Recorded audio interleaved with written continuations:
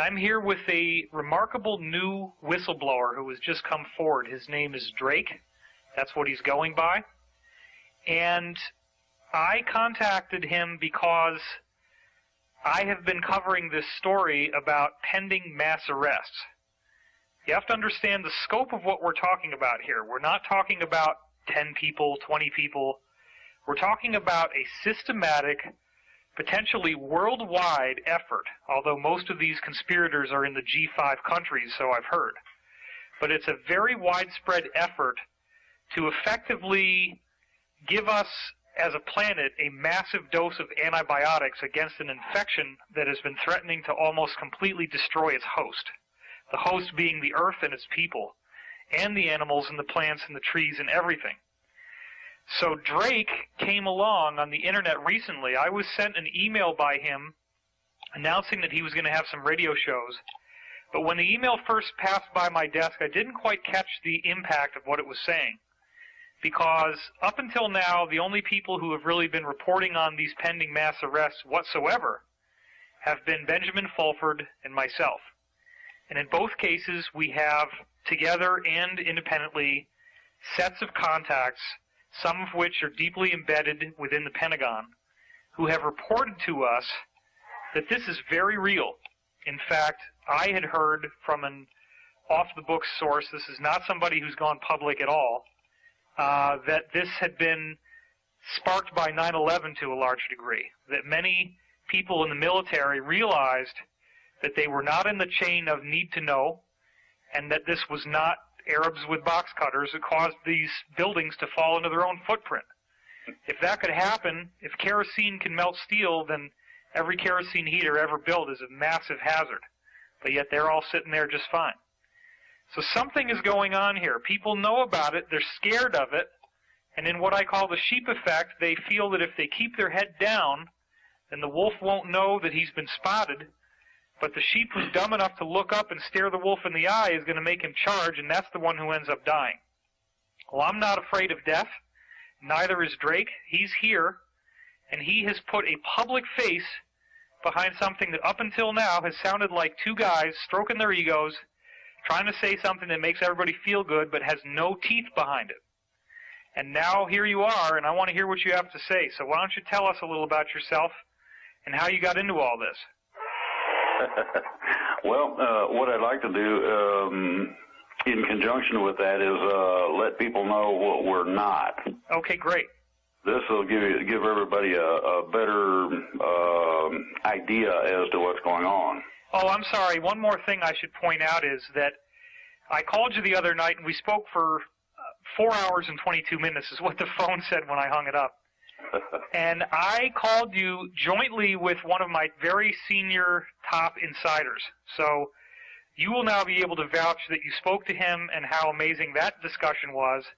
And more importantly, I've trusted him, built it up over years, and he vetted you out and actually identified dozens of specific points that you said that are not on public record that you could not have known unless you are the bona fide, authentic, real deal.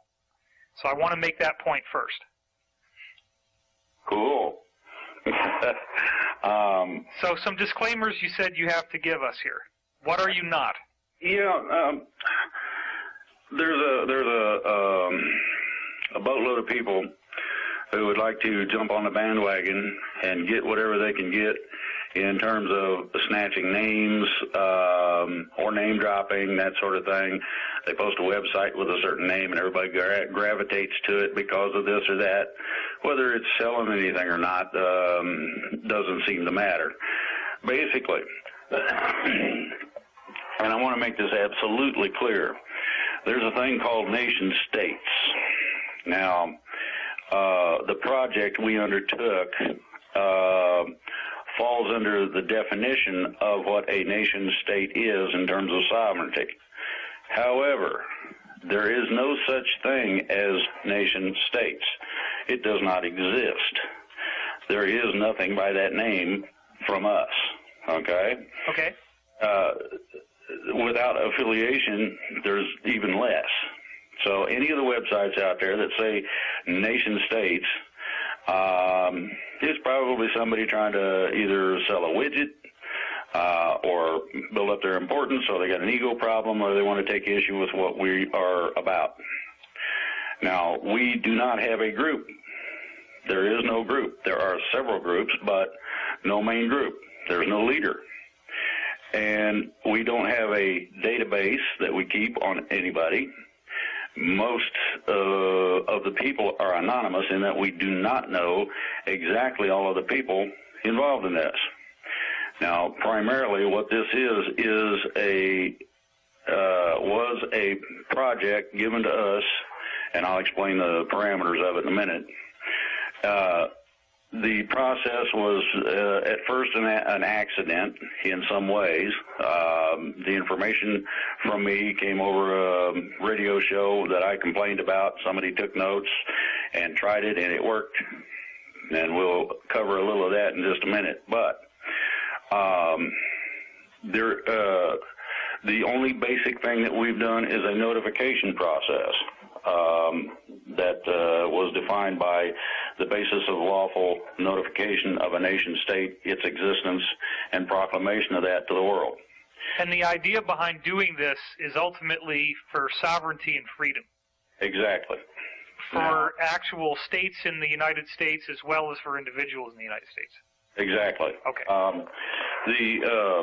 There are several things that go into this. Now, we're not affiliated with the White Knights, gatekeepers. It's just us. And we, as I said, don't even know everybody involved. Neither do I. It's funny because another contact I have was demanding that they be put in touch with this group. And I said, look, I only have 2 points of contact with this group. Well, okay, 3, but nobody wants to say anything. I mean, the amount of information I've gotten has just been in little bitty trickles, but nonetheless, if you add up what the trickles are saying, this is an incredible, incredible story. What's getting ready to happen here? And some of the things you were saying on the other radio show about how much has already been moved into position and how much is ready to go right now, it's astonishing. So I want people to hang in there, because right now we're sort of going through some of the bookkeeping that has to be done to build up to this. But once we get to the main thrust of this story, it's absolutely amazing. So please go on. Okay. Now, if somebody wants to know about what we're doing, and they would like to listen to the radio programs, which are archived, they need to go to Freedom Reigns. That's Freedom, just like freedom. Reigns is REIGNS.US. That website has been put up to alleviate us having to repeat ourselves and the extraordinary glut of filling up the mailbox and this sort of thing, so we have time to do what we're needing to do. Now, there is one stipulation in this, and I want to make this absolutely clear. We do not have anything to do with RAP Rusa, which is Tim Turner's group. Restore America program is what you're talking about, right? If you go on the freedomreigns.us website, there are exposures for that group. Yeah, I was just going to say the name Tim Turner seems to be popping up in my mind because I think someone wrote an expose on him recently, didn't they? Yes. One of our principals has an extraordinary library of things that out the group as to what the people in charge were doing, what they intend to do, and the ultimate goal was to literally arbitrarily create their own government and put it in place. Tim Turner has declared himself as a, quote, savior, God, or whatever.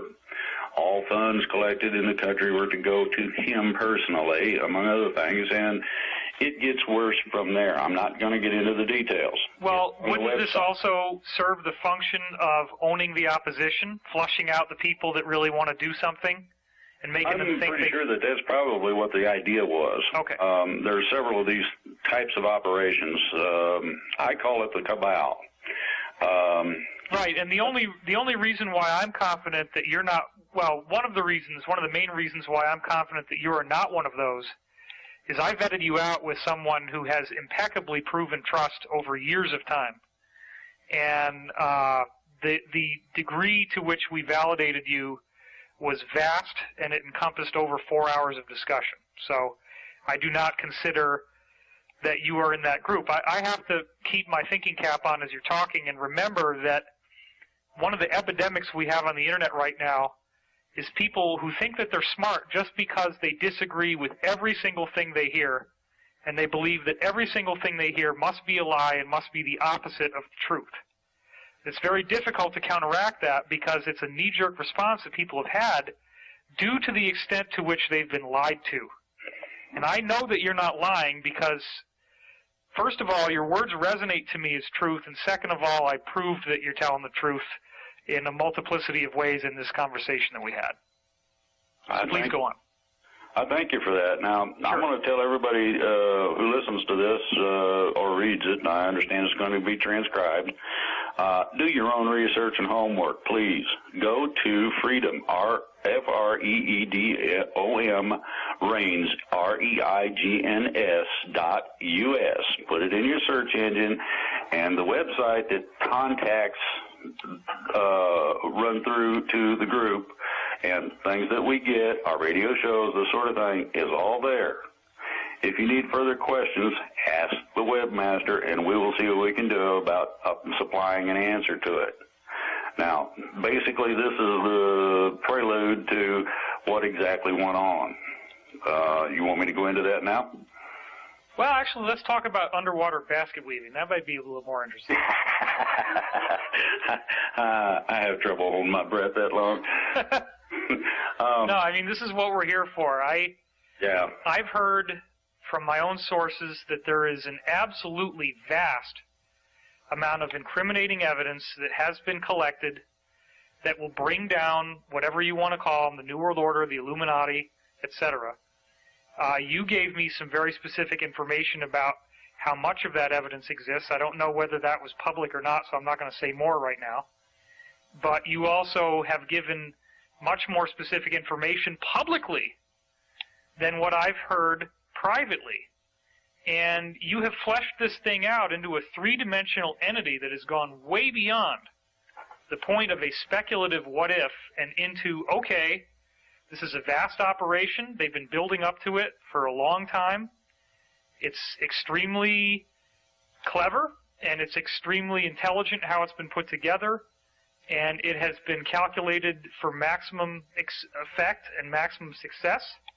And there's a great deal of coordination that will be involved.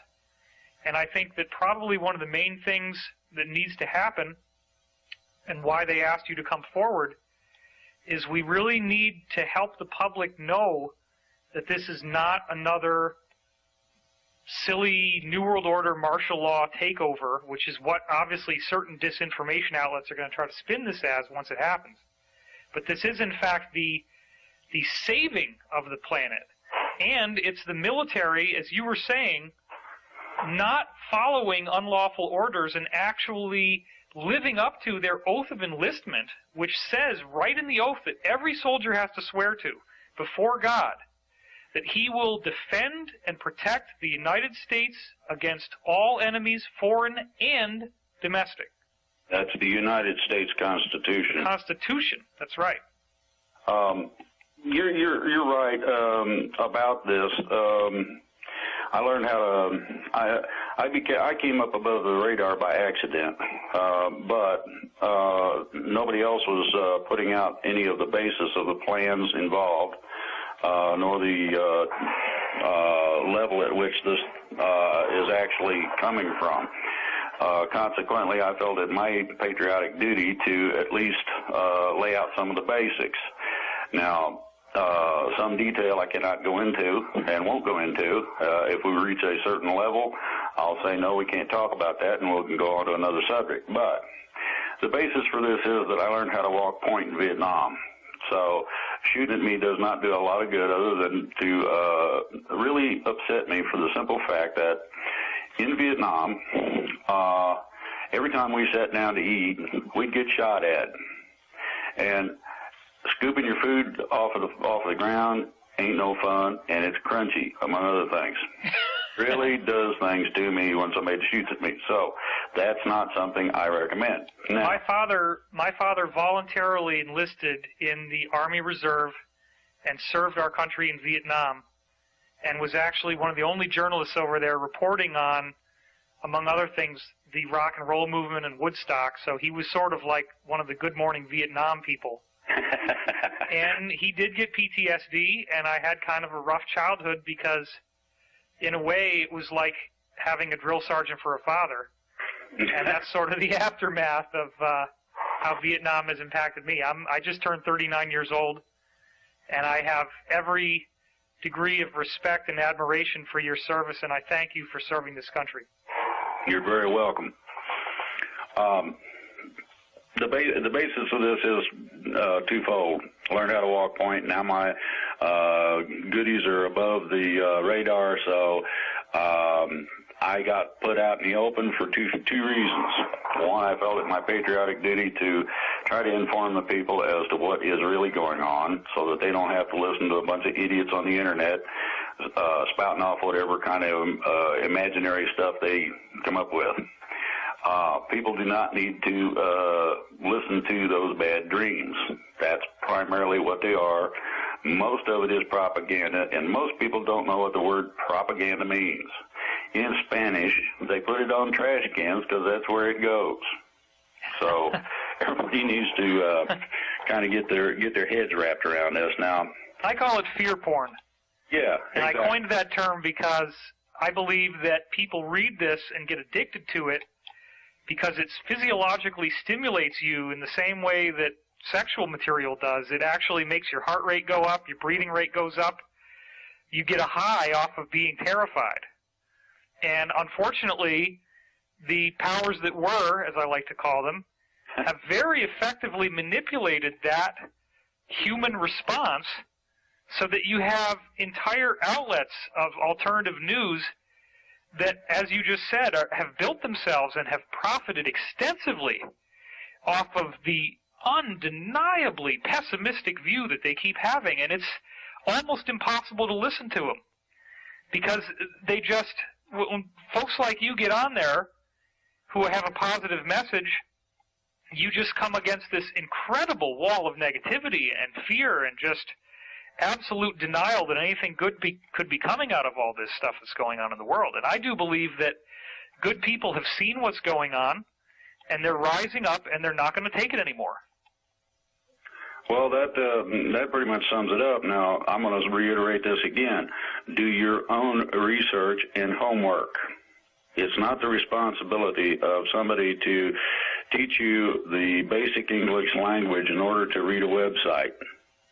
Most people have the capability, they just refuse to do so and would rather go off in gaga land in front of the TV or play a video game, or they're busy texting their friends and playing with themselves. The ideology is this. We're coming up against the wall. Now, most people, and I don't care who reads this, most people with any kind of common sense at all knows that there are some real serious things going on in the economy. The lack of jobs, the amount of foreclosures, the separation of families because of economic problems, okay?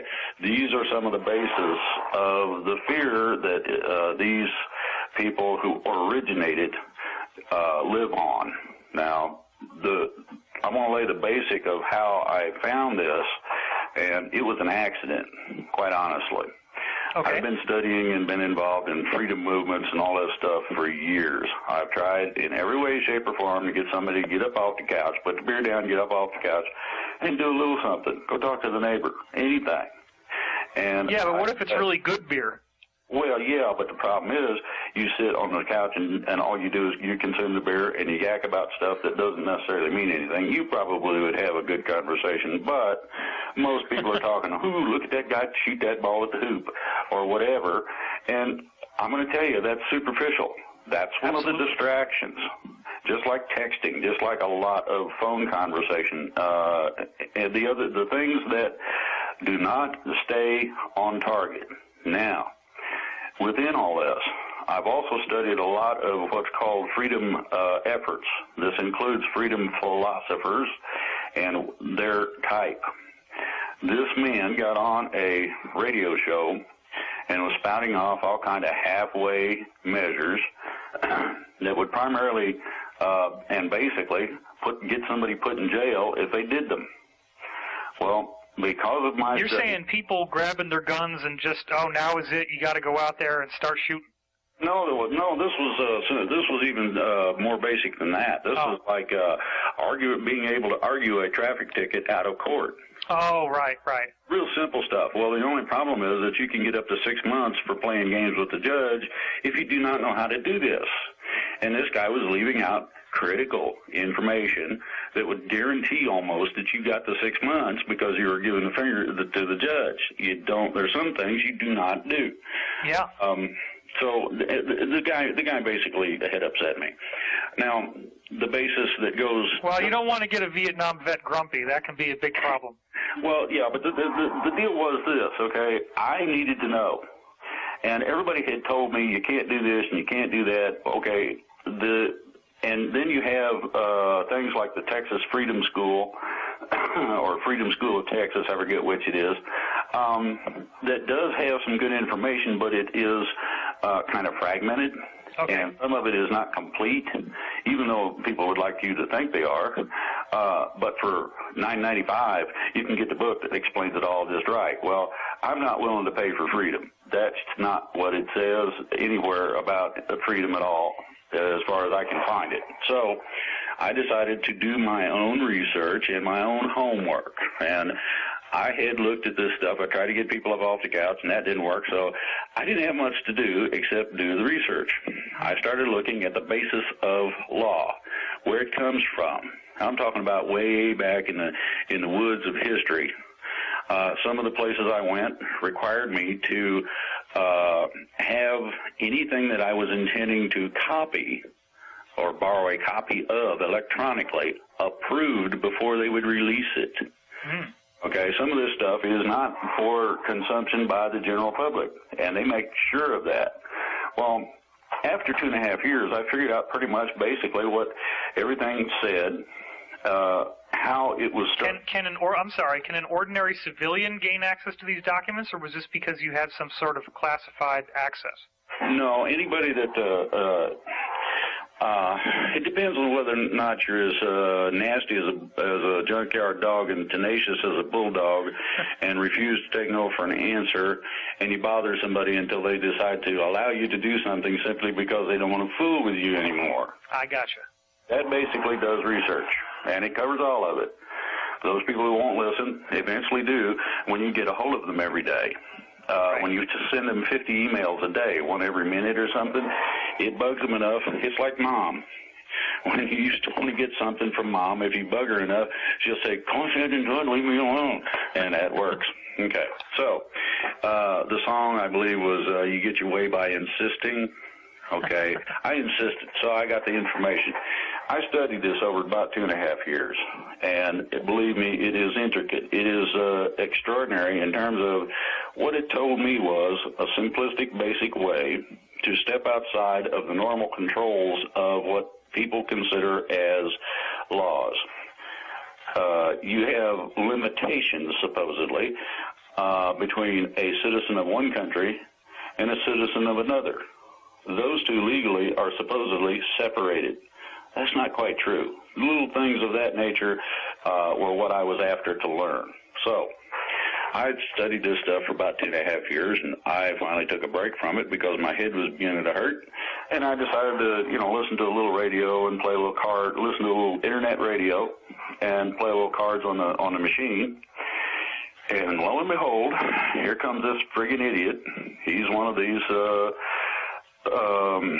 freedom philosophers. And this is somebody that thinks they know what they're doing. When they are missing several critical points, they will get your butt put in jail. But they want you to try it. I've done this. Yeah, right. This is the guy that would teach you how to beat a traffic ticket, but you could go to jail for 6 months? Yeah, that sort of thing. Real simple. Okay. And if you go about it correctly, it works fine. Okay? But if you don't, you end up actually opposing the judge. Right. And that's a big no-no. What you do is you allow the law to oppose the judge. Then the judge has to rule in a succinct manner, plus you're not standing in a landmine field. That is not a nice place to stand, believe me. I've been in one. So this dink gets on there and decides to mouth off about the stuff, and all he did was almost instantly make me mad. So I snatched the phone, and I called in, and I said, hey. And he said, hi. And I said, you might be, according to what you just put out, because most of that belongs in the toilet because you're going to get people in trouble. What do you mean? I said, your information is not total. It's not complete, and you're going to get people in trouble by espousing this, by saying that, if you do this, you can get away. You can tell the judge what to do. Well, no, that ain't part of this, and you know it. If you don't, I'm giving you a lot more credit than you deserve. So why don't you shut up and listen? Well, about this time, the host of the show comes on and says, hey, come on now, you're going to have to watch it. And I said, hey, look, did you realize that you can be held liable if somebody gets in trouble for what this guy's saying on your show? Really? I said, yeah. Now, you want me to clear this mess up? Yes. So then the guy comes back with this sovereignty routine, and I got upset for the second time and told him to shut up and listen, and maybe he would learn something, that he might want to learn how to read at the same time. What I basically did was I laid out the primary basis for what is required in order to declare any area. And if you've got an area somewhere in the middle of Timbuktu land, but it's yours, and it's registered in terms of the boundaries, basically, or you have at least real definitive markings so you can tell where it is and what it is and how big it is, you can declare that area sovereign. And by doing so, you actually create your own nation state. Well, if I declared my toilet a sovereign zone, then I could drop waste into it and be pretty much like the government. Well, except that so long as it stays on within your area, yes. Now, by that I mean you should declare the whole yard and use a finger system if you're going to do something of that nature, simply so that you're protected legally. Right on. That's what I'm saying. There's little bits of information, and it can get squirrely, and it's a lot of fun to deal with. So I laid this process out. Basically what we did, and the way the process worked, happened, as I said, by accident. While I'm telling this guy how this works, somebody in this great state of Pennsylvania took notes. Oh, wow. And I didn't have any idea anybody would even be listening other than to shut this turkey up that didn't know what he was talking about. Right. So obviously a state itself could be a sovereign zone or declared as such, and those who govern the state could get wind of what you've figured out from your extensive research and implement that research. Yes. Wow. That's awesome. So basically that's what happened in Pennsylvania. The person that took the notes was fairly knowledgeable in the real sovereign legalities and lawfulness, and took that knowledge in combination with what I had put together, got with some other people, and they said, well, yeah, let's see what happens. And so they put together a process of notification, and they sent it off to the International Court of The Hague. Oh, my God. And this is the civilian division, as I understand it, or civil division. And they, of course, sent a reply back when they received it that they had received that package. The rest of it was a receipt of the intent of the package. They had made a copy of what they had sent, certified copy of the original, that sort of thing. Now, their package then, they're sitting on a package there. The Hague's got one in their records. Right. So now you have a complete paper trail. Exactly. Now, the crux of this might be sort of like a subpoena where the simple fact that the Hague accepted the paperwork, by definition, locks them into some sort of binding arrangement. No. Oh, okay. No. This is exactly and only a notification process. I want to make that perfectly clear. Okay. What happens through receipt of the paperwork is that it goes into the Hague record. And in that manner, the notification then is a publication, like you'd use in a newspaper to advertise, I'm not responsible for my debts any further. Well, Okay. this thing says, we are now a sovereign nation state. Wow. And it's, Gotcha. it's very similar to that, only this is an international newspaper, in effect. We have basically, by sending one little pack like that, created a sovereign, independent nation state. Wow. Okay, so as soon as they got receipt that this thing had been delivered, they got a call from a higher up in the Pentagon. And that person says, I understand you guys have been doing some notification internationally? Yes. I understand that you seem to find this process as being rather simple? Yes. The next thing was, do you think you can replicate or reproduce that sucker? And the person went, I don't know. And what you got right then was, I have no idea, quite simply. We can see what's available. We can try and find out. The person at the Pentagon, I'm not going to say that it's a guy because I'm not going to put gender on it, simply that, it could be a female. The people at the Pentagon said, go for it, let's see what happens. They said, okay, we'll give it a shot. Now, these people are involved in freedom just like I was. They wanted to be able to do something that was real, proactive, didn't get anybody in trouble, and yet was something that could be also used in other ways. Okay, they didn't know at the time what that little simplistic package for that one state did, and didn't find out until after they started researching it. What's the time window we're talking about right now? In terms of when this all happened? This happened started in about October of last year. Okay. Which is not an exact date. As of November, we decided that we were going to move on this. I got involved because I knew one of the people that had been involved with these people before anyway, and was requested, hey, would you like to be involved in this? And I said, sounds good to me. It's better than anything else I've seen. And then when they hit me with the idea of what it contained, I said, no, wait a minute. I was on a radio show, and I explained to them what happened, and they said, really? Okay, so here you go. You got somebody getting upset because some idiot gets on a radio show.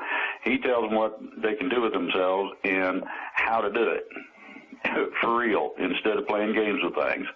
Somebody takes notes, they do it, and all of a sudden officials from the government in the military are interested. Can you do it again? And along with that, there's a combination of other people involved with their own shows at different times during the week. And these people, I met those people and got involved sort of indirectly with them. The whole thing... right, I was going to say, it would seem that each state is going to have squirrely barriers to go through different from Pennsylvania in order to get this all off the ground.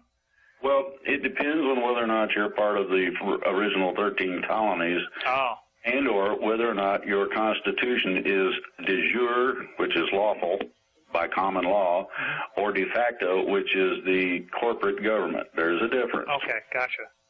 I hate those keywords simply because when people hear it, they turn the friggin' TV off. They don't want to hear that.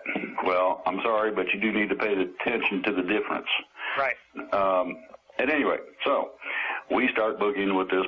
Okay, we'll take the project and we'll run with it.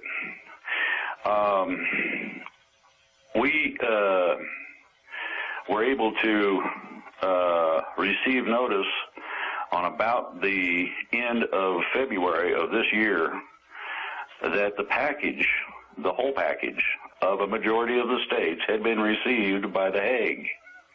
In other words, each little nation-state package went into a big box, and the big box was delivered to The Hague, and we got notification of the entire package. Now, let me ask you this.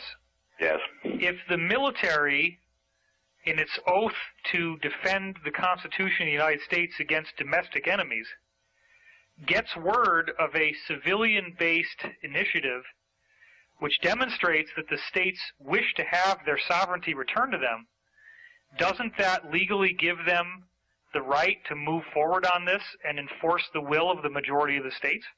Well, that's part of the process I'm coming to. Okay, great. This is not just a simplistic process of sending a newspaper clipping overseas. Oh, I get that. Receipt that it got to where it was going. So the basic premise of a nation state is this. What most people used was either their own constitution or they wrote one.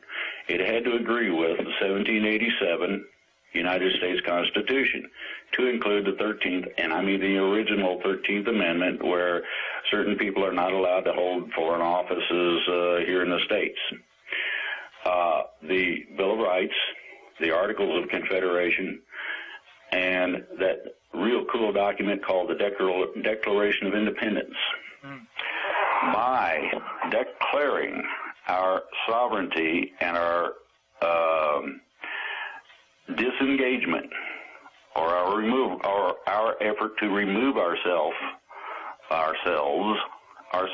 being individual states, from the corporate United States government, what this did was this rebirthed the Declaration of Independence, which states on page 2 that when the government gets out of whack, you got the right to take care of the problem. Absolutely. Now, here's the other part of this.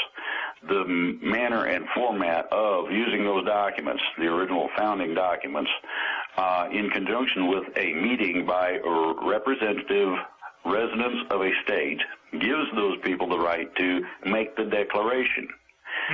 This then gives legal authority by the civilian authority to the military to take actions as necessary to back up the civilian action. That's what I thought. Okay, perfect. It's kind of convoluted, and I know it's not real simple, but simply, we sent off notification. The military gave us a gold star. They just loved it.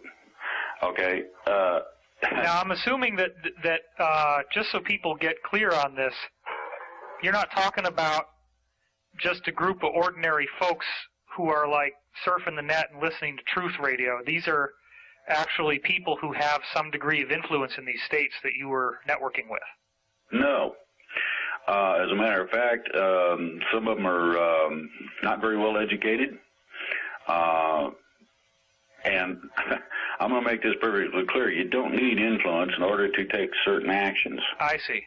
So the simple fact that we are all American citizens, everyone whom you're speaking about, myself included, any citizen has the right to do this. Yes, basically. Okay, perfect. Now, the premise is this.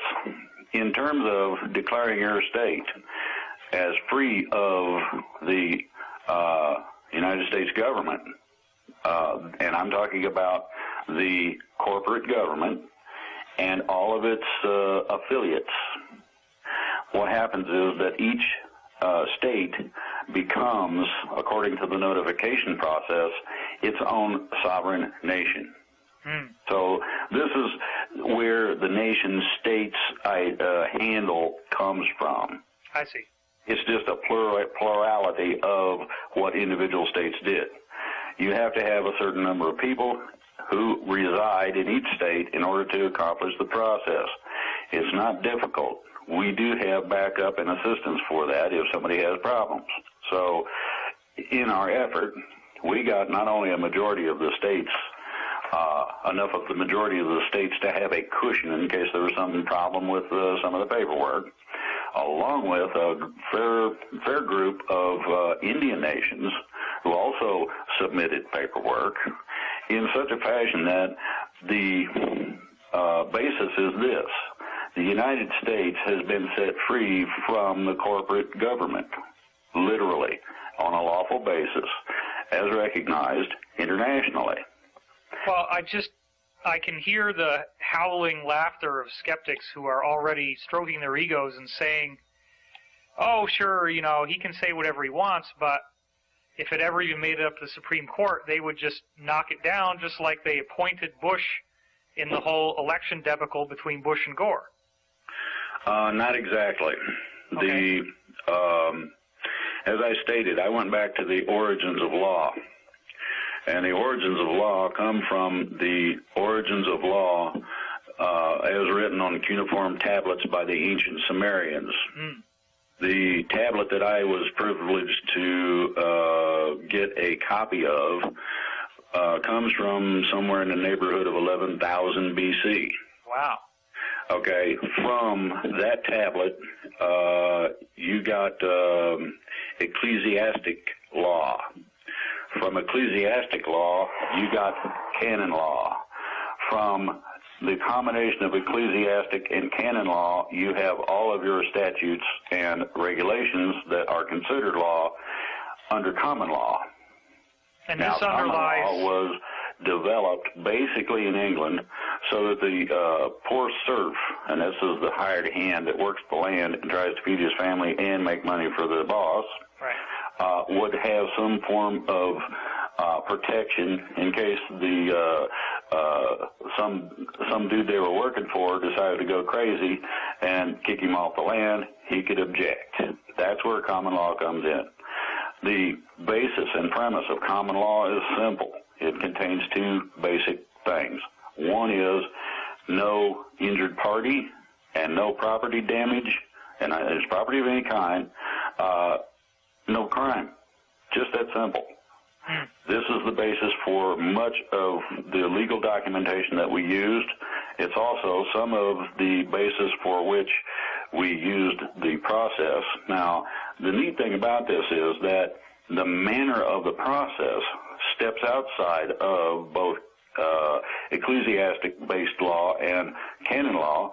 Any form of statute, be that local, state, national, or international. And it protects itself because it does not state anything that other than the simple notification process. So it stays within the system, but also is set in such a fashion that it's outside of any challenge. This was the idea that I was trying to find out about. Well, these occult governments obviously don't want people knowing about this, and that appears to be why you had so much trouble getting those documents. That's pretty much part of it. Now, the rest of it is that they found out about the process we were using and interfered with that as much as possible. Certain notary seals were challenged. Certain Secretary of State offices refused apostilling documentation, and a whole bunch of things. However, in spite of all the fun and games, we did get it done. It has been delivered. The copy, and I'm talking about the real copy. This is not something you run off a copy machine, but something that is traditionally accepted as a de jure copy of the legal documents, was submitted to the correct people in the military, who were just delighted to find this. Okay. Now, I'm going to go back to something else. Back in the day, I was involved with nuclear defense of the country. I had some rather high security clearances, etc. Due to that fact, I was allowed at a later date, now this is after the security clearances and whatnot, but I had proved that I was trustworthy because there was nothing that I let out that was classified. There was nothing that was of a sensitive nature that I would divulge, even though I knew them. And I talked to a couple of people about this. Eventually, I was given this certain person wanted to know about me, and so I got interviewed a couple of times by some colonels and whatnot. And finally, the guy said, one of them showed up in a staff car and said, somebody wants to see you. Can you come with me? And I said, no, I ain't going to be, put in the trunk, am I? And he laughed. And we took a ride over to this certain level officer's house. What time window are we in right now? 79. Okay, so 79 is when this event that you're speaking of happened. Basically, okay, in that area. I'm not going to give exact dates because I don't want to out people. I just wanted the window. And let me express this real clearly. If somebody finds out who these people are, they're dead. Oh, I know that. So are their families. They get to stand there and watch their families be tortured to death. And I'm not going to put anybody through that by outing them. So I'm going to say arbitrarily 79, give or take. Okay, great. In that process, he invited this officer invited me into his home. And I asked him what I was doing there because I had no idea. Now, this is after I'm out of the military. And the officer said, I got something I need you to read. And I said, why me? He said, because I feel I can trust you and I want your opinion. He put a stack of papers that's about 5 inches thick in a binder on the table. 5 inches thick? Yeah, I don't know how many pages. I didn't bother. I didn't even get to read it all. I spent about 4 hours reading. And I went through about... give or take 3/4 of it. Okay. I didn't read the whole thing. I got tired of reading, and it was like 4:30, 5 o'clock in the morning. And I had to have more than just the coffee he was offering, and preferably some kind of a soft place to lay down on.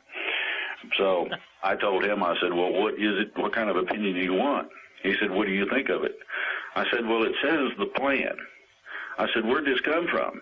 He wouldn't really answer. He said it had been in the works for quite a while. I said, give me a date. And he did. And I thought, well, that's interesting.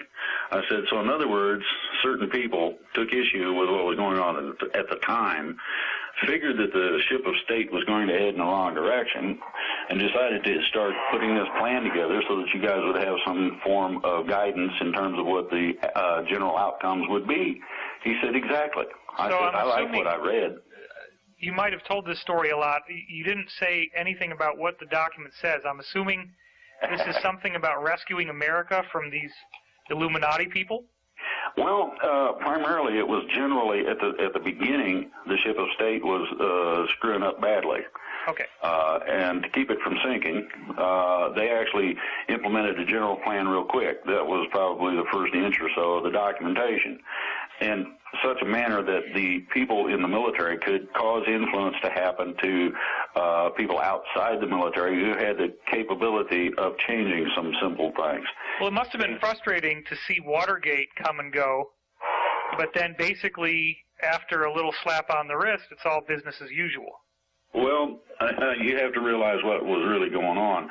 Tricky Dick was trying to become a dictator. Sure. Could not pull the power correctly, and so that's what happened, basically. Yeah, somebody got a little slap on the wrist and nothing really came out of it. Now, sure. They did not want to out the fact that they had been involved. This is the other reason that you saw only a slap on the wrist, and you saw nobody in high office involved in it much, one way or the other. There was a couple of people that were used as scapegoats, but other than that, nobody of significance. That's exactly part of the plan. Right.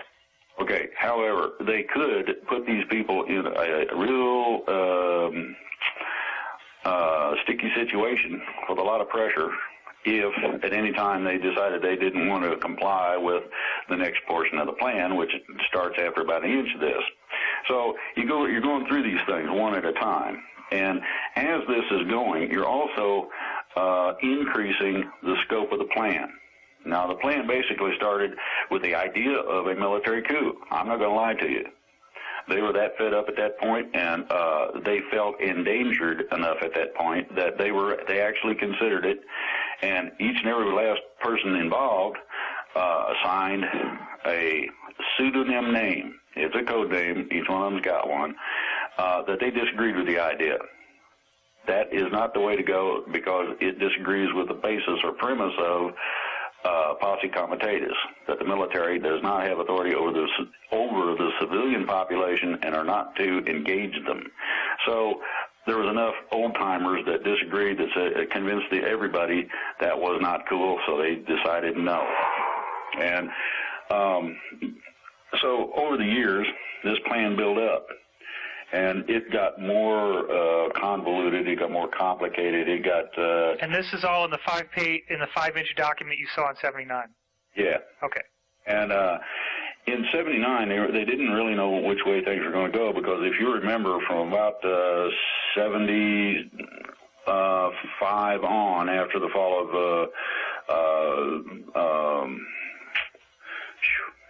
of Vietnam, there was kind of a dead space. Nobody did any real serious actions of any kind anywhere, not in politics, militarily, or anything. During that particular time is where the rest of the document came about. These people were working 24/7 or something in order to make sure that the plan encompassed everything they could think of that could possibly come up.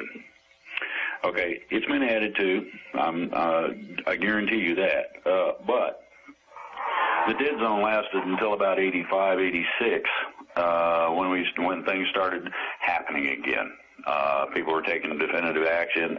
You had a lot of combinational political and military and financial things going on at that time. Well, people must have realized, among other things, that the escalating war rhetoric between the U.S. and the Soviet Union could annihilate the planet. And you're not going to stand by and watch the planet be killed and not attempt to do something to stop it if it's within your means to do so. Exactly. The threat of total annihilation was one that was unacceptable to any of the military powers, no matter what the politicians told them. Right. If the commander-in-chief during those times had stated quite clearly, we're going to start World War III, shoot your nukes, the military would have told them to go take a flying leap at a rolling donut. No, we ain't doing that. It's for that reason. To go along with this, okay, you got these periods of buildups. Now, I saw that document way back when. I thought that it probably was a dead duck. I can tell you right now, it's not only not a dead duck, but it's something that they've been following rather religiously. The thing lays out certain premise, certain areas of concern. Some of those things have changed, so this is why I say that the document itself has been added to and modified. But the basic premise of it is simply this. They also, just like me, were extraordinarily frustrated by freakazoids such as the Hare Krishnas or whomever was dancing in California at the time. They didn't want those people running the country. They didn't think they'd really do that great of a job. I don't understand how Hare Krishnas could run the country. Exactly. That's what they thought too, and that's how come they're not now. Are they saying that these people were socially active and wanted to take over the government or something? Well, they would have liked to have found somebody that would stand up as a group and actually do something in terms of freedom. And they've been trying ever since the Hare Krishnas and whomever, war protesters, you name it. Nobody as a group collectively, nationwide, would stand up and do anything. Same problem I've had, same problem everybody that I know has dealt in the freedom areas has had. Try and pry somebody off the couch. It ain't easy. Right. So they're kind of bumping along going, boy, I hope this, I hope that the end of the world don't come. I mean, what are we going to do? We don't have any civilian authority to do anything.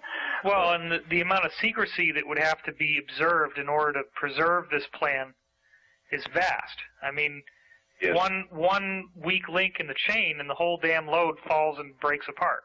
Well, they weren't so concerned with that, but they were concerned with the fact that there were certain code names in it that would out people that were seriously interested in implementing the plan.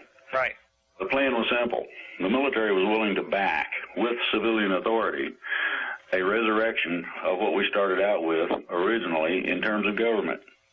The idea that a politician has control over a battlefield is totally averse to the idea of even being on a battlefield. That's now, true.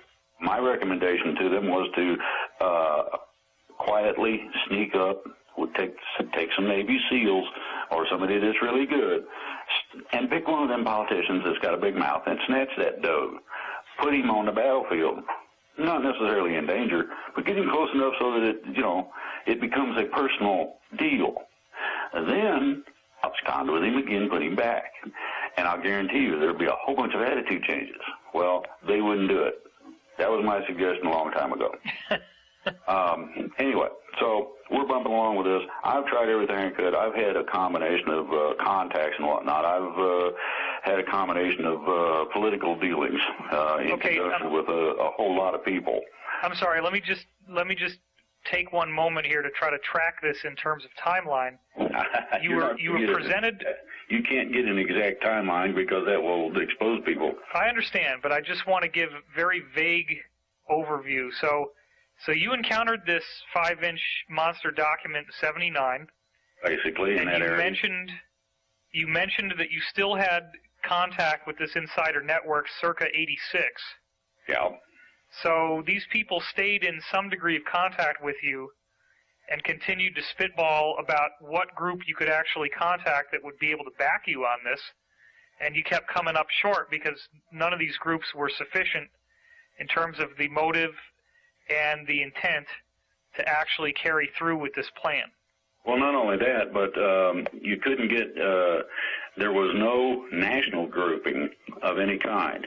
And you cannot take a group from one state and infuse it into another one from another state.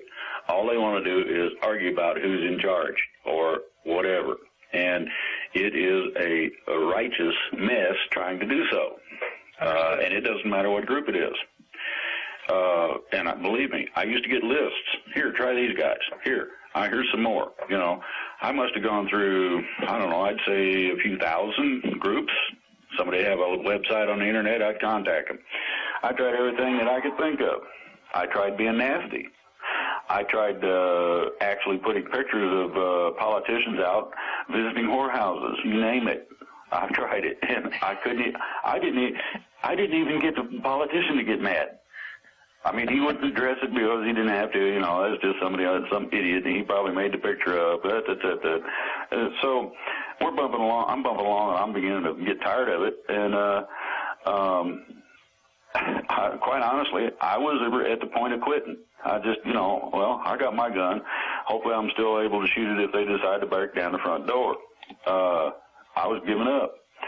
And lo and behold, along comes this crazy person in Pennsylvania who takes notes on a radio show.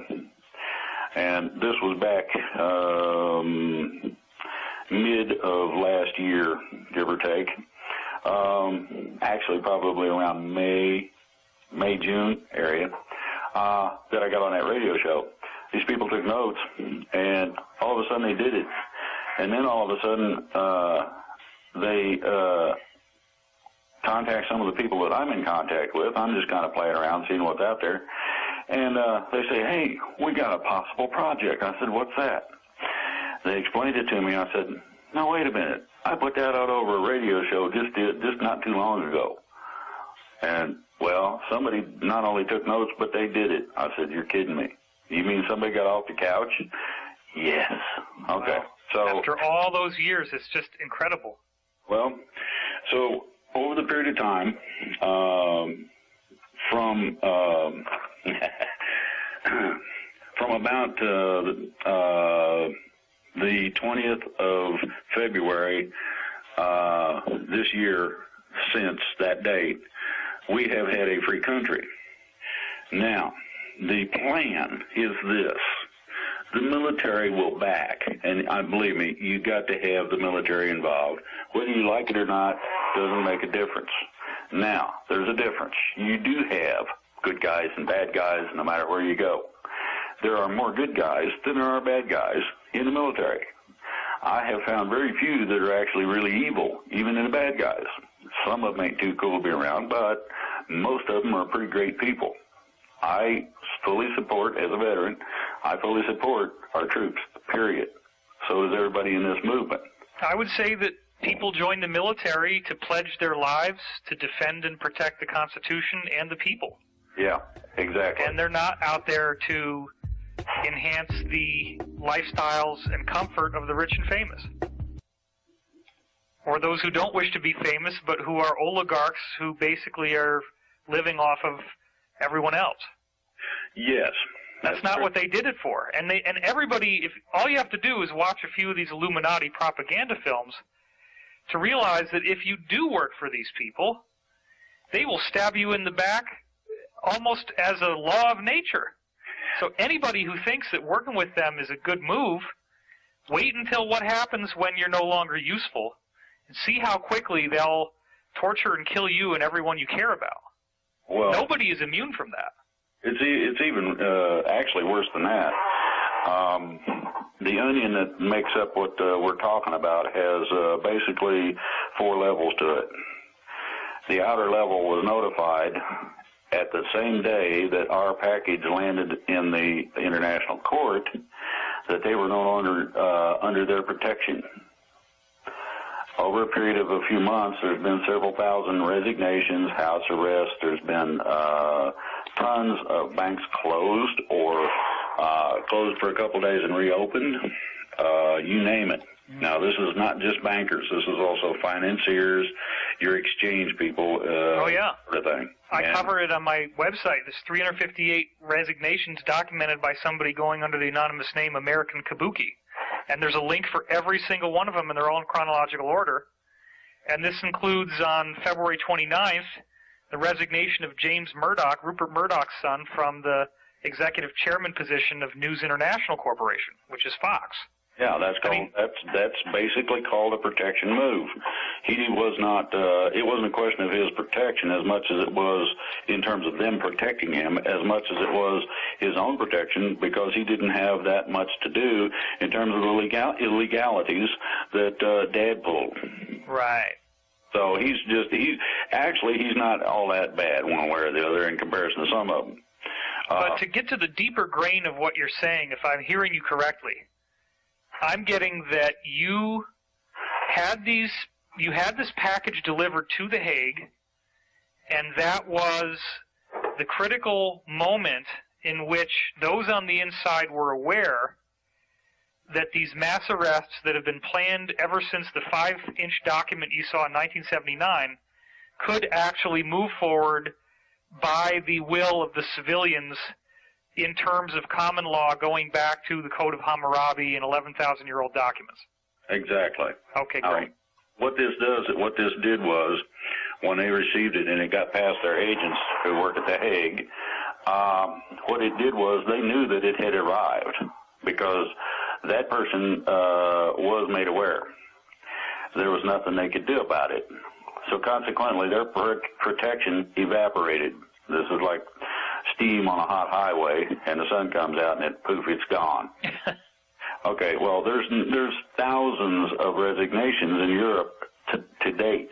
Now, in 1 week, and I'm talking last week, there was 450 resignations, retirements, and this stuff, and 200 arrests. That's a staggering number. There's 650 people involved in finance. Now, here's the difference. Those people under house arrest or who have been taken into custody or who retired and are staying at home are considered not very important one way or the other. They are primarily figureheads and not much more. Right. The difference is those who were arrested and those who are being arrested and those who are going to be arrested, that's the second layer of the onion. This is why we're not seeing a lot of newspaper and website articles about this, because there's no accountability of these people getting arrested in the outside world because they don't have a public position. Well, not only that, but the mainstream media is controlled by them. Exactly. Therefore, you're not going to hear this. Yeah, and I documented that extensively in my investigation, Financial Tyranny. It goes back to Operation Mockingbird and traceable information regarding the Masonic Order and guys who in 1826 were saying, yeah, we own the press and we own the judiciary and we own the police and we own the government and F you if you don't like it. Yeah. Basically, there's nothing you can do about it. People have alluded to the fact that there's something out there everybody's afraid of in terms of industrialists, people of power. This is basically what they were afraid of. That's Woodrow Wilson's quote in his book, The New Freedom. Yes, very important quote. Exactly. Now, the thing is that what people didn't realize was the limitation of, you mentioned the G5, I'm going to say the G20. Okay. And the reason I say the G20 is that some of these nations have not quite come to the light yet that they got a real serious problem or how serious it is, and they're not fully under the control or fully be holding to or involved with the G5. So they're kind of on the edge, and they can go either way. And the basis of this is very simple. Several things have happened. Number one, we convinced enough people to abide by documentation done the correct way, and we submitted it to The Hague in terms of a majority of states, which basically set a precedent for being free and for military-civilian action. The military backs us up by way of federal marshals who contact local law enforcement, and local law enforcement actually makes the arrests. I'm sorry, just so that people understand, are federal marshals members of the Army National Guard or the Air Force, or what are federal marshals? Federal marshals are federal law enforcement officers, basically. Now, okay. The definition, though, is by present authority, which puts them in the trick bag of having to follow the edict of what we've done in terms of the will of the people to go along with the military plan. If you wanted to meet a federal marshal, what offices would you go to? I mean, are they FBI? Are they CIA? Are they Homeland Security? They're on their own. Okay. That's the nice thing about a federal marshal. He's relatively independent of most things. Okay. There are some that say, I'm in charge of them, and they're liable to get a strong argument that only depends on the situation. In some situations, a citizen is in charge of the FBI or the CIA, depending on the situation. And it varies. But basically, a federal marshal is a federal employee of the current power. Okay. Okay, so the notification process, what it did was it authorizes the military to contact the federal marshals, to contact the local authorities, to actually take the actions of arrest. Now, okay, this might piss some people off, but I really want to clear this up. Do these marshals exist in different offices? I mean, how would you find one? What kind of offices would they be employed by? Well,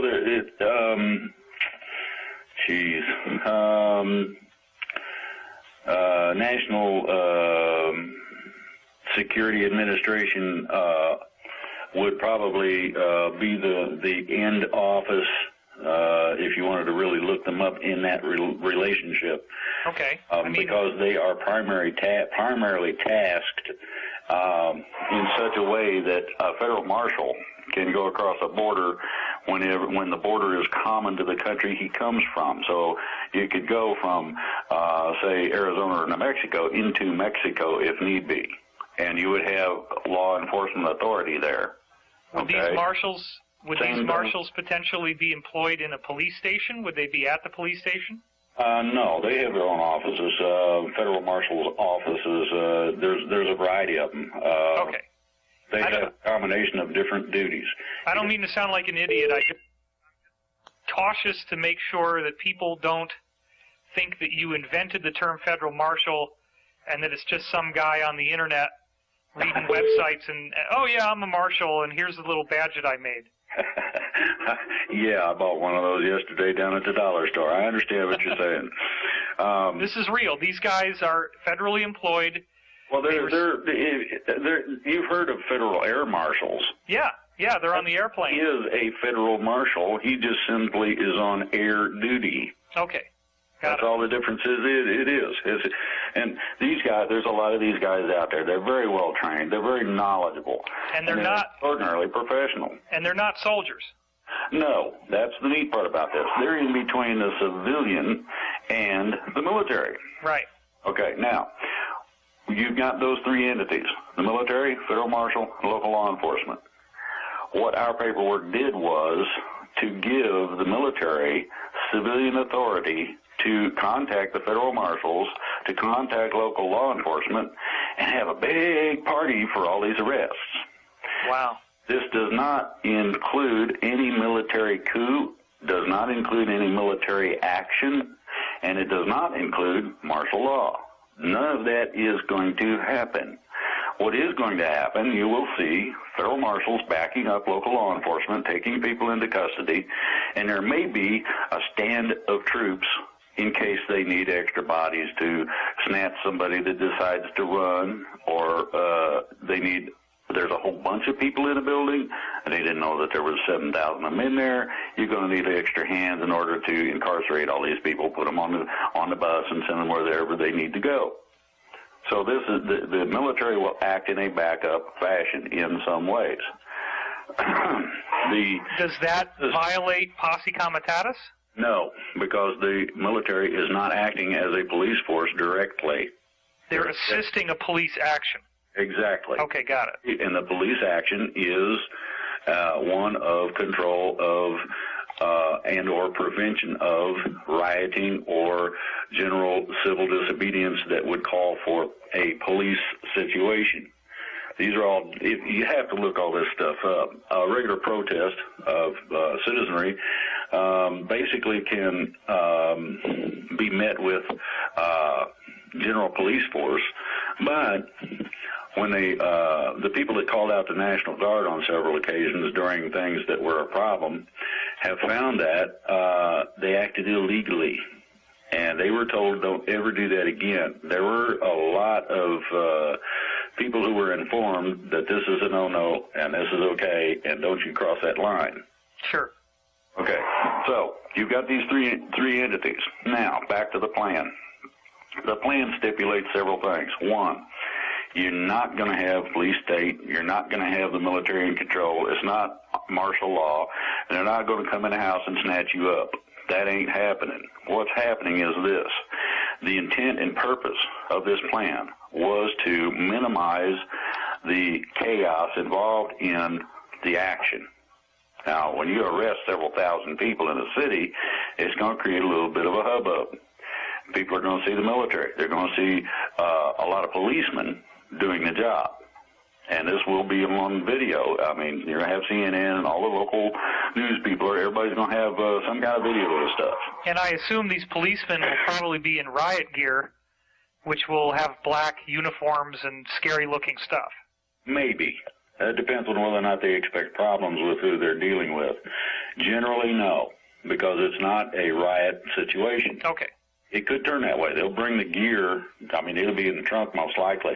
Most of your people that have been responsible for the problems are office-type people. They're not necessarily physically active or capable. And to go along with that, they're not going to torture them or, oh, he fell down 14 flights of stairs or any of that. Well, and I've heard from my own insider that there are an astonishing number of very deeply embedded moles who are much closer to these people than they ever thought anybody would get, and actually not have been outed. Exactly. Now, there's a couple of things in this. First of all, gist of the plan is to not create chaos. In other words, you're going to have public announcements. People such as yourself and myself will be notified approximately a day ahead of schedule. In terms of putting this on the internet so it can go viral. Okay. I would imagine, doing this interview, this is going to get kind of virally.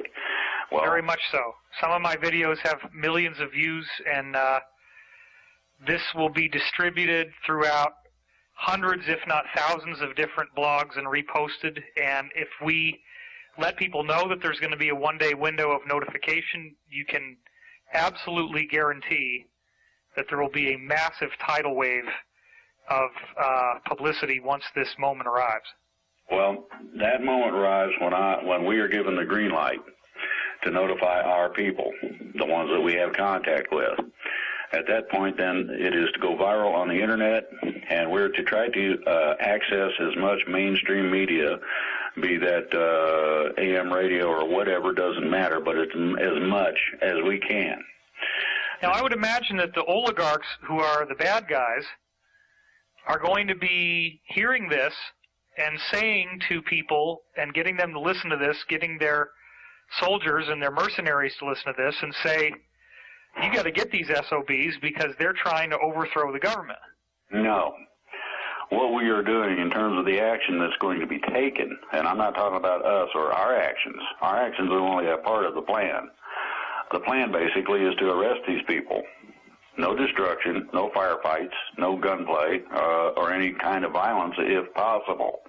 The idea of this is no chaos, no violence, and a legal way to do it, a lawful manner in which to conduct the operation. This has been coming since George Washington made federal districts out of our innocent group of 13 colonies. So what you have to look at is that the plan also offers protections of keeping the lights on, making sure the internet works, and that the phone does, and you can flush the toilet. You can go to work and not have to worry about it. Right. We've heard from other insiders, in fact, it was from the one you met on the phone with me, that these people since the 80s, and I mean the conspirators now, the bad guys, they have elaborate plans to blow up a whole bunch of bridges and wipe out power and wipe out sewage and wipe out water in the event that anything like this were to happen to them. And I also know, however, that there are so many moles and so many people who will not stand by and let this happen, that if they think they're going to be able to do this, they're sorely mistaken. But they may try, and there may be certain levels of disruption that will need to be prevented, as you're saying. Well, there's basically going on right now tactical positioning. And I mean right this minute. The tactical positioning is being done in such a manner that nobody's going to be the wiser. These are regular people they see every day. They have no idea that that person happens to be an agent for the good guys, as you say, moles, or however you want to look at that. Okay. The irrespective as to what the fear-mongers will tell you, the bad guys have lost enough funds and lost enough support, and there are enough people that are upset with them that their powers have been curtailed tremendously. Well, look, Drake, they wouldn't have done those bailouts if they could have possibly avoided it. That was an astonishing move that really showed that they are just absolutely grasping at straws. And it's like Wile E. Coyote when he's paddling in the air and he doesn't realize he's falling yet. Exactly. To give you an example as to how desperate they are, they just had a couple of executive orders from their main lackey in the White House saying that they got rights to everything. I'm well aware of that, and it's utterly astonishing. The only thing I can think of is these guys are so desperate and they're so lacking in common sense that they think that even at this late stage in the game that they can be in this poker bluff and actually get people to think that they could have the boots on the ground to enforce these ridiculous executive orders.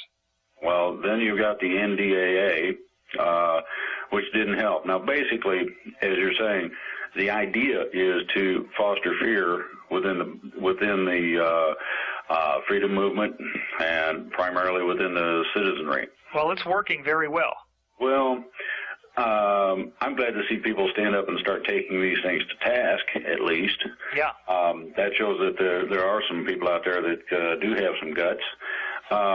Primarily, though, you have to remember that these are last gasp efforts.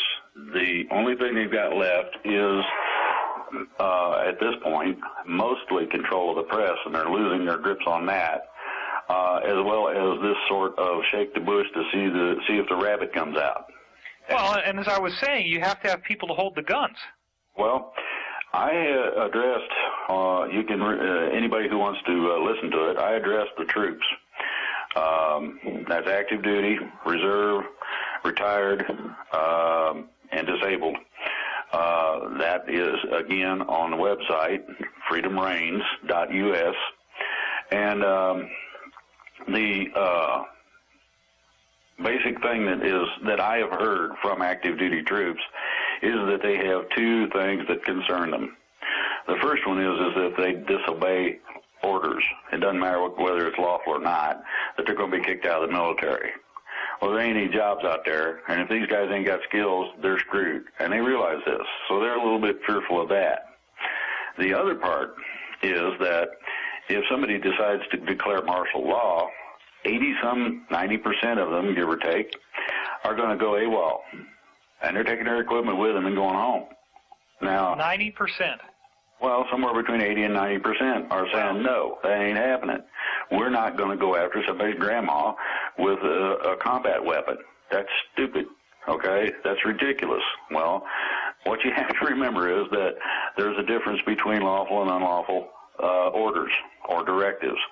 The unlawful order or directive will tell you to go against what you know to be the truth according to the Constitution. Posse comitatus says that you are not a police force, therefore you're not to go in and extract people from houses. That ain't cool, and it's not to happen. You will receive counter orders possibly that tell you, no, forget that, and arrest that officer. That's liable to happen if somebody ordered it. So the lawful order is going to be something that is going to be an operation that can be carried out lawfully. Now, what if some of these guys, some of the things I've heard are that they're basically saying now that, oh, well, the U.S. government is under the jurisdiction of the United Nations or NATO, and what if they tried to make the soldier have a NATO badge that he's operating under? Okay. Is that a lawful order? Well, okay. That gets into the issue of being in uniform. You are not allowed to carry out your service duties when you're out of uniform. You take your shirt off and leave it off and go to formation in your T-shirt, and you'll find out how that feels. The basis of this goes to the fact that you are in the United States military. And I don't care which branch it is, doesn't matter. You have to be in uniform, the stars and bars above any other service emblem, to include your insignia patch, and that includes the United Nations and NATO. Now, the problem is that we made agreements in 1933 and 1945, dealing primarily, started with the North American Treaty Organization known as NATO, also dealing with the United Nations, where basically the group known as the United Nations and or NATO, or an authorized group of nations that are our allies, can request or require our presence militarily, and we are required to comply. Okay. The reason for this is that our representatives could rescind this and don't have the guts to do so. Basically that and that alone. When they do so, then you come out from under it. Now, there's some other things in this process people are not aware of, and that is that our documents supersede anything past the date of the 13th Amendment. And what it does is, at the point of action, all of the executive orders and all the horse hockey and other garbage that has been perpetrated upon the people illegally after the point of the 13th Amendment, that's 1812. Remember that date and think about what's gone on since then. Anything that disagrees with the Constitution, first of all, is null and void of any legal or lawful impact. Further, anything that disagrees with the Constitution, basically, is to be stricken if it is a law, rule, or regulation. So, how well did I was just following orders hold up at the Nuremberg trials? It didn't. Everybody that did that got convicted. This is not considered a plausible defense, simply because you know the difference between torturing somebody and not. The field manual states that you're not to engage civilians. That means you're not supposed to step on them, etc. All of this has been covered. Now, I'm going to give you an example from Vietnam called the My Lai Massacre. Okay, there was not too much done with that, but the problem was that several people came up with that exact defense, and the court-martial said, no, that don't fly, period. Now, they lucked out, and I mean this literally, they lucked out, because a court-martial that deals with the taking of civilian life also carries the death penalty. Oh, my gosh, yeah. So they were lucky they didn't get executed. And I mean all of them, because everybody that was involved is up for the death penalty under those conditions. And it's not up to me. That's military code. And I agree with that, primarily. Torturing people and that sort of thing is not necessary. You're not going to get good information anyway. Now, if you make somebody think that you might torture them, and you talk to them and say, well, do you really want me to do that? And they'll say, no. And you say, well, then tell me what you know. Okay. And off you go down the road, and they'll tell you, okay, you wait a little while. You treat them correctly. Give them a little something, a little water to drink, maybe a little food to eat. You come back and ask them a second time, look, that was all BS. We're not going to do anything to you. Can you talk to me about what's going on? Yeah, man, and then you get the real information. But torturing somebody, you tell them anything, make it quit. Right. You'll make up whatever is going to stop it. It's about as accurate as somebody's imagination. It's that simple. So if a soldier in the United States military has a commanding officer with bulging earthworm on his forehead, screaming both sets of teeth, top and bottom of the iris, screaming in his face, you have to obey this order. And he does so, he's liable for federal court-martial. Exactly. So it might be easier, you think, to say yes when somebody's screaming in your face, but you're also describing a majority of the United States military that already supports these mass arrests. And so if you were on the losing side, you're in a minority, and if this mass arrest works, which it very much looks like it will, then you're going to be held accountable. Exactly. You may have a few opposing forces, but there shouldn't be many. The situation is simple. I know of an incident in Vietnam where a unit was told to wipe out a friendly village, and it was called, back then in the day, a search and destroy mission. Search and destroy means that you go through a village at several levels. We were told to go through at level 1. So level 1 search and destroy means you kill everything that lives, and you burn, mangle, torture, whatever kind of physical structures you find, to include statues or anything, and you leave a burnt spot, basically, with dead bodies laying around. Well, the problem was that I was involved in this, and I knew some of those people, and so did a lot of the other troops. And we told the captain no. And he said, yes, you will. And that's when we pointed our guns at him. Some of the guys, there was a few, who decided, well, yeah, I guess, killing good, because that's what we're here for, so let's go. And we pointed our guns at them and said, no, you ain't. Wow. About a few minutes, and it only took a few minutes. You're going to really shoot me? The captain's asking these guys, well, are we going to go down here and shoot people that are friendlies? And he said, well, I'm not sure. Hold on a minute. A couple of minutes later, the orders changed. And the incident was never reported. Wow. And you were there. You witnessed this. Yes. This happened a lot in a lot of cases, simply because it ain't cool to do this. Once you get to know somebody and you find out that they're real people, irrespective as to the differences. Now, you're talking a third world country where it's dirt floors, and that's about it, basically. Thatched houses, or whatever you want to call them. We call them hooch. It's basically a one room, maybe a room and a half. And these people make their living by wading in leech-infested rice paddy water, planting and harvesting rice. They use their water buffaloes a little bit in some cases for some of the heavier work, and they harvest the rice in order to have something to eat. Now, a rice diet is not the greatest thing in the world, but there's also a lot of streams around, so you end up with a combination of fish and rice primarily as the base diet. You can add to that some leaves of some plants that are good to eat. Sometimes you can get bananas. It varies a little bit. But an extraordinarily, and I mean extremely poor place. When you get to know these people, I mean, they're working 20 hours a day if they can, daylight to dark. Every chance they get, they're doing something. and this includes little kids. They're actually given tasks to do. When you see somebody working like that, just simply to survive, and you got an extra can of beans, you make sure that they got it. Right. That's just how it is. You actually look at that and go, man, you know, that little kid's hungry. And you open a can of beans and you make sure that sometimes you stop and you sit down and you make sure that they eat it. Sure, you can use the can for a landmine later. Yeah, well, collect the can, take it with you.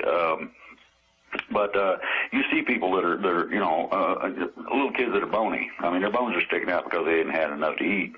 And the reason is that they got fish heads and rice to eat, maybe. That message with you. You remember these things. So, I don't see it as a right. Here we are. We're extraordinarily wealthy. We got the best weapons in the world. We're going to take automatic weapons, M16s, and grenades, and go through and kill everybody? Well, you give me a good reason, and I'll consider that. If somebody's shooting at me, that's different. These people not only didn't have any weapons, but they would actually come in the night, and they would come up to our position, certain positions, and say, hey, man, yeah, who is it? And they'd tell you their name. And you say, okay, and you'd ask them a question. They'd answer the question correctly. You knew you was talking to the right person. They didn't answer the question correctly, you pulled the trigger. Right. But they would tell, you know, hey, you got a bunch of them coming at you from the other side over that way in that little gully.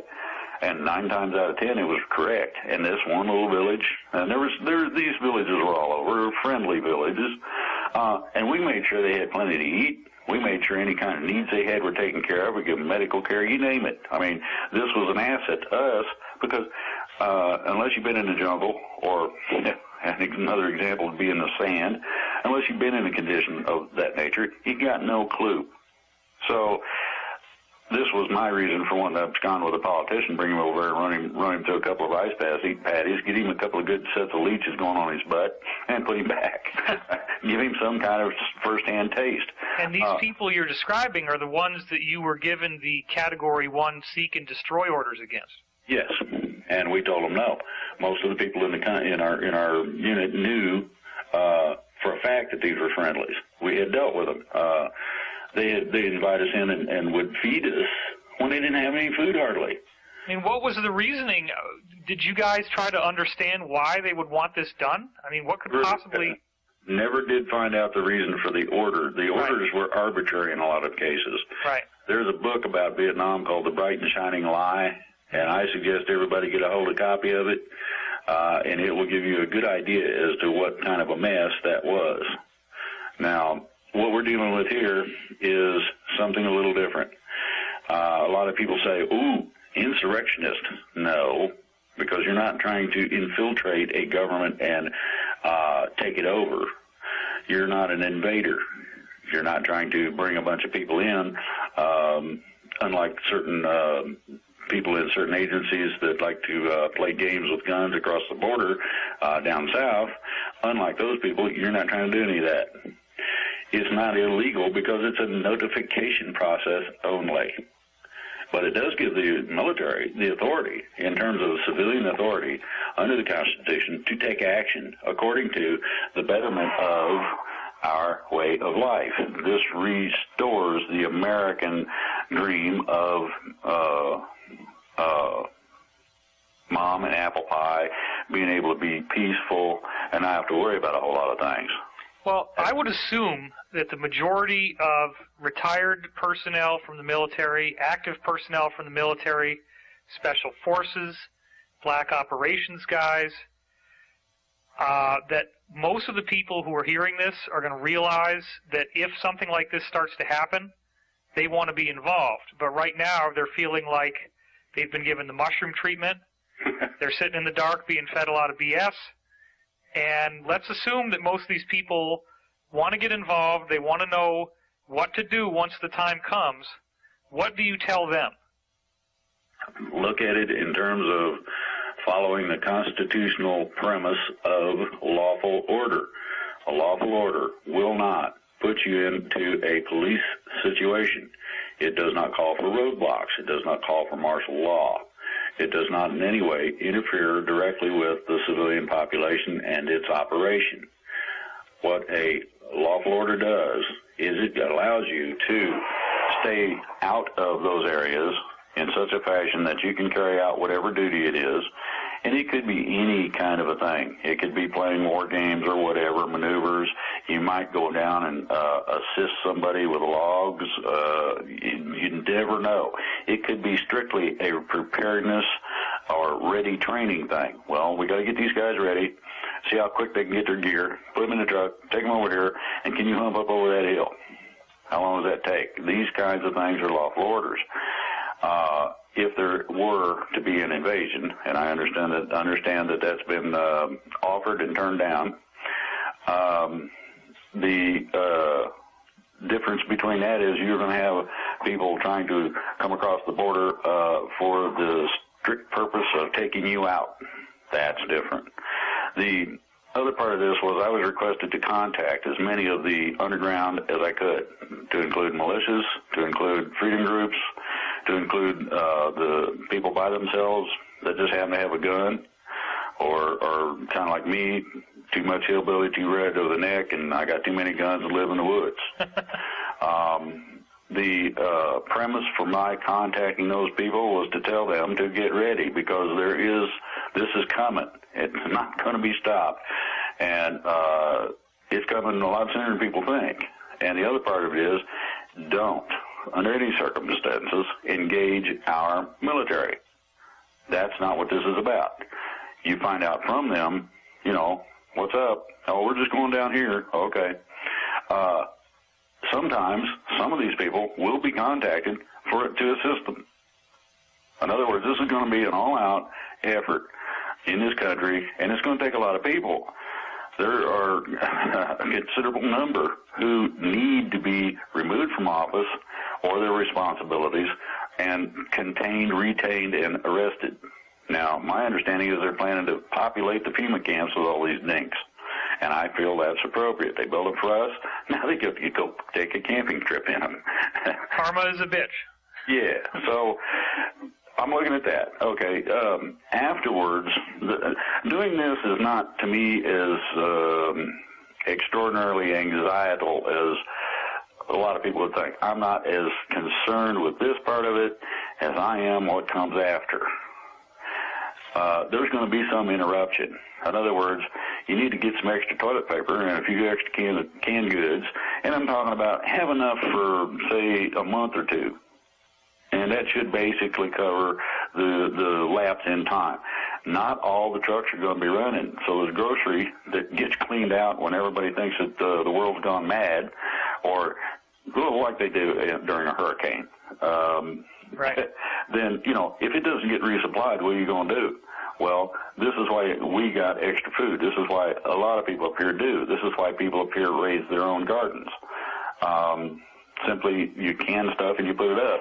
And having that extra not only is less expensive than going to the grocery, but just in case something does screw up real bad, and it's coming, for the, say, 10 days, I don't know how many people consider the importance of this, but to me, being civilized does equate to the use of certain hygienic items, and one of those that I know of that to me is extraordinarily important is simple, plain old toilet paper.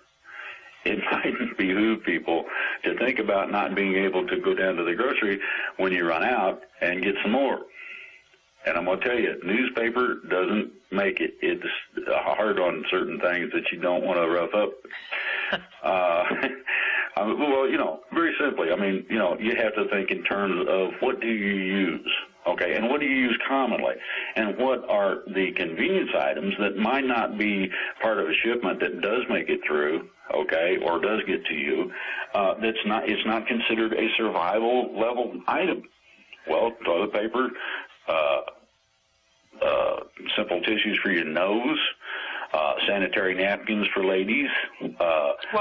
And people can subsist on simple rice and beans. All these elaborate products that a lot of these freedom sites are selling are not really necessary. It might make it more comfortable, but if somebody's really at poverty level, you can get by with just buying some kidney beans and some brown rice and just keep that in your pantry. Yeah, exactly. It doesn't take a lot. The idea is this, okay? Yeah, lay up some extra toilet paper. If you're lucky, find it on sale, go at it that way. If you find something that you know really tastes extraordinarily good, but it's a $1.49 and they got the other ones for 2 for $1, take the 2 for $1. It's not that much different, and you can make out just fine on it. Add a little bit of spices to it, and you're good. But anyway, the survival part I don't think is going to be all that critical, and I'll tell you why. The plan itself reiterates many times, the portion that I read, that this is to be a non-interruptive, non-chaotic, peaceful, meaning non-shooting type of an action. And that is an extraordinary difference between all these people out here saying, oh, boy, rosin up your gun, get your bullets out, praise the Lord and pass the ammunition, they're coming. Well, yeah, they're going down the road because they need to go over and secure the power plant that the bad guys would like to blow up. And I would also encourage people, because I know, as I said, there are many people out there who are playing a game, and the game is that everything they hear must not be true. So they're going to say every single thing this guy Drake is saying is not true, and this is all a pretext for martial law and for New World Order. So I would say to them, and you can address them as well, but I want to say something first, and that is, let's realistically consider that if arrests start to be made and that evidence is provided, that is progress no matter what. Even if it is ultimately, and that might be as far as they could think of it in their own mind, one negative faction against another negative faction. The fact is, let's be honest, how many bankers went to jail during the bailouts? How many people have ever been held accountable for anything? If we start seeing real accountability, by God, that's progress, and I don't care what you think. You've got to be able to see that it's a step forward no matter what. If you start seeing mass arrests, something has changed, and it breaks out of that thing that goes back to the Masons, which is everybody who's in on it gets a free pass. Exactly. My suggestion is to, yes, be ready, but also relax, be calm, cool, and collected, and slow to pull the trigger. Unless somebody acts unfriendly towards you, I wouldn't necessarily take any aggressive action toward them. Wait and see. Yeah, you can let them walk right up to you. It doesn't matter. As I said, this plan calls for a combination of the things that our original documents call for. And the basis of this is to officially remove those people who tax you to death for no good reason other than to put it in their pocket. This is to remove the private central banking system. This is to remove a whole load of regulations and regulatory agencies that don't serve any purpose other than control. In other words, this is the freedom. Now, with that freedom comes the responsibility of being what you're supposed to be to everybody that you come across. This is contained in the Golden Rule. Do unto others as you would have them do unto you. Say hi to somebody. Wouldn't you like somebody to say hi and wave at you? It feels good, okay? Well, let me also point out that in my book, The Source Field Investigations, I quote from the American Federation of Scientists, which says that there's been over 5,000 patents that were classified for national security, and this includes automatically any patent that gets above 70% efficiency at converting energy is automatically classified. So what that means is anybody who invents anything that could challenge oil, you will never see it. Well, and all that stuff needs to be released, and I know that that's part of what you all are planning on doing here. Well, that's part of the plan, but some of that is already coming out, too. Right. And the reason for that is that the bad guys, I'll say, have lost a considerable amount of a combination of things. One of those is their power base. They can't say, well, I'm the mucky muck, do so, and have it done. The other part is they don't have the cash on hand, the finances, to pay the bad guys that work for them. Yeah, mercenaries don't work if you don't pay their salary. Exactly. So you get a situation where they have lost most of their power. They're beginning to lose most of the finance. And I wouldn't be surprised, to be honest with you, to wake up tomorrow morning and find out that the nation had been clamped down. Now, that clampdown is complete. The satellite systems will not work. You will not be allowed to make international calls. There's going to be no traffic in or out of the United States, period.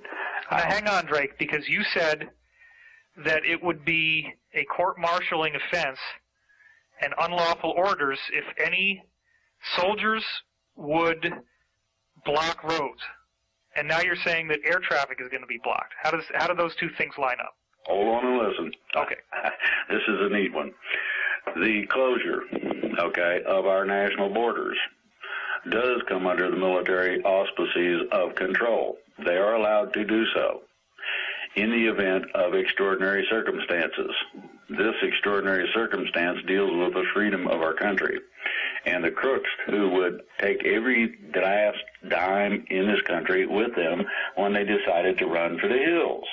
Well, yeah, and the average person has now heard about Muppetgate, where this guy Greg Smith, who was an executive chairman at Goldman Sachs, comes forward and says that he saw internal memos and that the prevailing climate there was toxic and destructive, and that the only thing they cared about was sucking as much money out of their clients as they could, and they called them Muppets, which is a British term that means a stupid, ignorant person. Well, if you want to get down to the crux of it, I rather imagine most people remember the great fall of the stock market back 07, 08. Yeah, sure. Okay. One of the reasons it went as deep as it did, and we were lucky, one of the reasons it went as deep as it did was that trillions of dollars were automatically sent electronically out of the country. This was noticed because there are people that watch this thing called stock watch, money followers, things of that nature. And it automatically set off an alarm, which a guy noticed, and their communications got cut. Or it would have been a 1933 all over again. They did save us that much. You're saying trillions with a T were flying out of the country? Yes, and this happened within a matter of about 7 minutes. Jesus. Okay, now, the reason that the satellites are going to be turned off is to protect us from that. I see. The reason for no international travel is to keep the bankers from loading up a Learjet and taking off.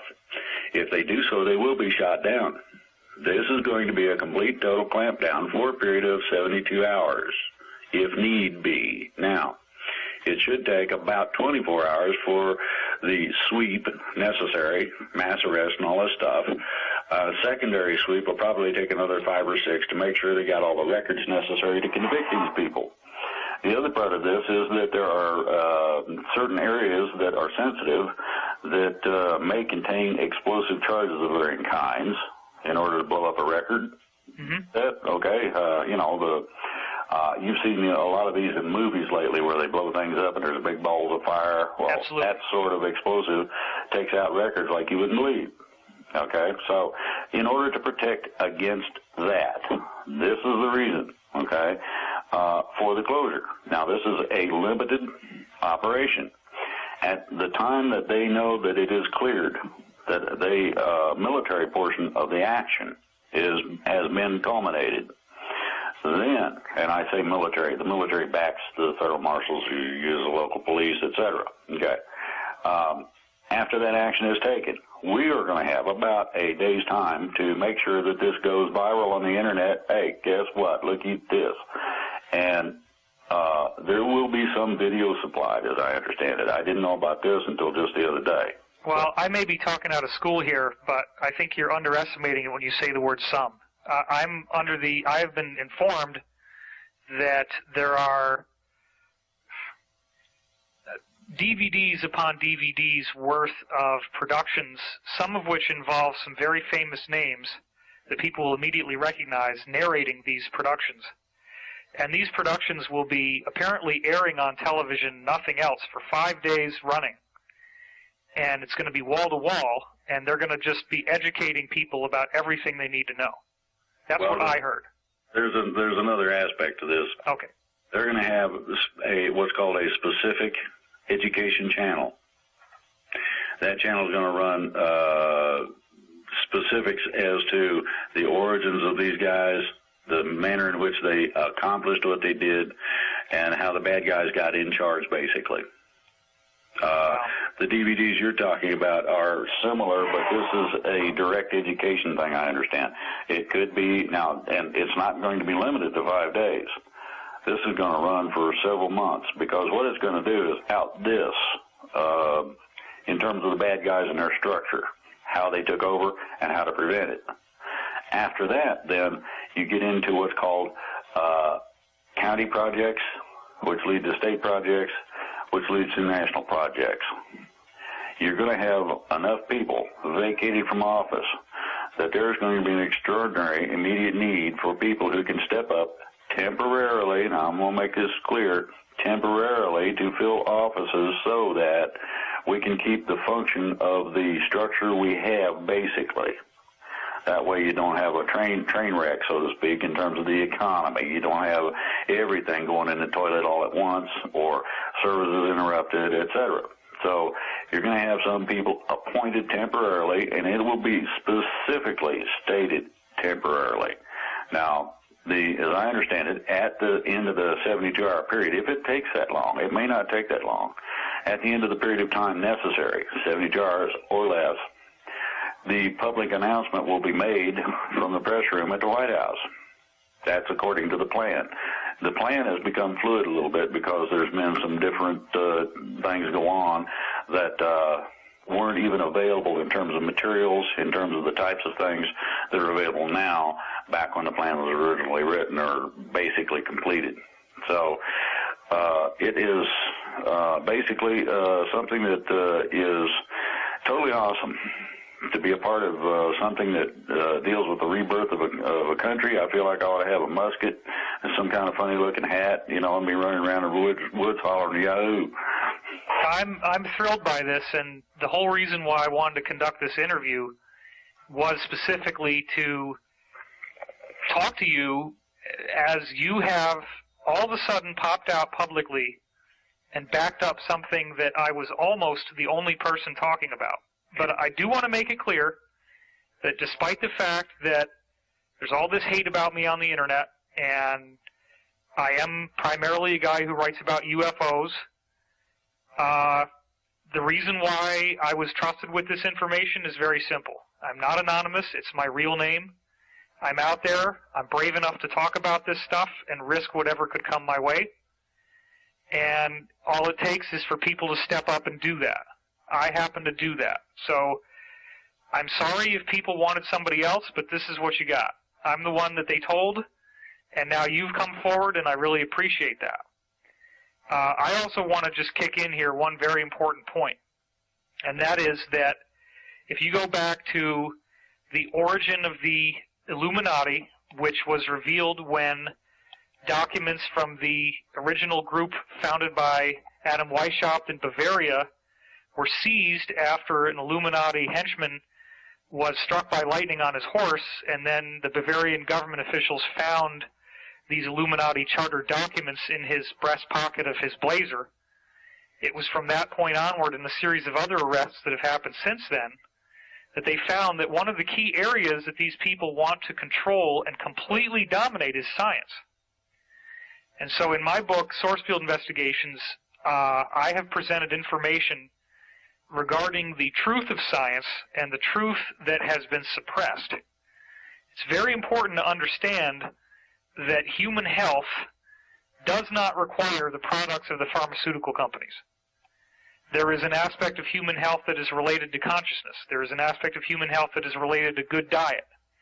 And there are aspects of human health that are strictly energetic, and I'm talking about cures that require nothing but energy.